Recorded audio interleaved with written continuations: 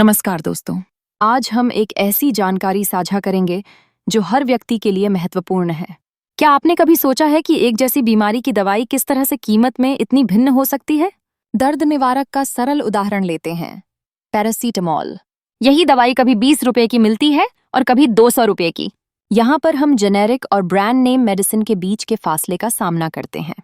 भारत जैसे देशों में जहाँ हर किसी की आमदनी सीमित होती है, वहीं दवाइयों का महंगा होना एक बड़ी समस्या है। अधिकांश डॉक्टर जब दवाइयां लिखते हैं तो वे ब्रांड नेम मेडिसिन्स का सुझाव देते हैं जिनकी कीमत आमतौर पर अधिक होती है। हालांकि हर दवाई का एक जेनेरिक वर्जन भी होता है। इनका केमिकल नाम वही होता है, लेकिन पैकिंग और मार्केटिंग में अंतर होता है। अब सवाल उठता है कि जब दवाएं एक जैसी हैं तो कीमत में इतना अंतर क्यों? इसका मुख्य कारण ब्रांड कंपनी के खर्च हैं, जैसे कि विज्ञापन, आकर्षक पैकिंग और डॉक्टरों तक पहुंचने का खर्च। दूसरी ओर जेनेरिक दवाइयों की लागत काफी कम होती है क्योंकि इनमें से अधिकांश खर्च नहीं होते हैं, इसलिए यह निश्चित रूप से इतनी सस्ती होती हैं। अब हम इस भ्रम को हटाते हैं कि क्या सस्ती दवाएं कम असरदार होती हैं। इसका सरल तथ्य यह है कि जेनेरिक और ब्रांड दवाओं में एक्टिव इंग्रेडिएंट, जो बीमारियों को ठीक करने के लिए जिम्मेदार होता है, एक समान होता है और दोनों पर गुणवत्ता के लिए सरकारी नियम लागू होते हैं।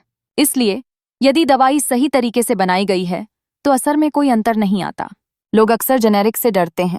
इसका मुख्य कारण सामाजिक सोच है कि महंगी चीजें हमेशा बेहतर होती हैं। इसके अलावा सही जानकारी का अभाव भी एक बड़ा कारण है। कुछ डॉक्टर और केमिस्ट जेनेरिक दवाओं के बारे में जानकारी नहीं देते हैं।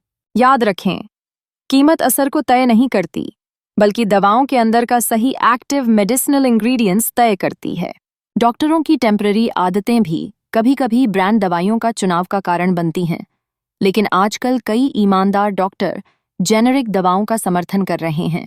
इसलिए हमें हमेशा अपने स्वास्थ्य से जुड़े सवाल पूछने का हक चाहिए। एक सच्चा उदाहरण लें। एक व्यक्ति महीने भर में 1500 रुपये की दवाई के लिए खर्च कर रहा था।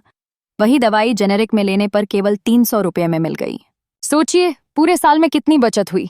अगर आप किसी डॉक्टर से सलाह ले रहे हैं या प्रिस्क्रिप्शन लिखवा रहे हैं तो साल्ट के आधार पर प्रिस्क्रिप्शन लिखवाएं या जेनेरिक दवाओं के बारे में अवश्य विकल्प तलाशें। हो सके तो सरकार के द्वारा चलाई जा रही योजनाओं के तहत सरकारी जन औषधि स्टोर से दवाई लें। यहाँ की दवाई बहुत सस्ती भी होती है और किफ़ायती भी। अंत में दोस्तों, सस्ती दवाई का मतलब यह नहीं कि वह खराब होती है।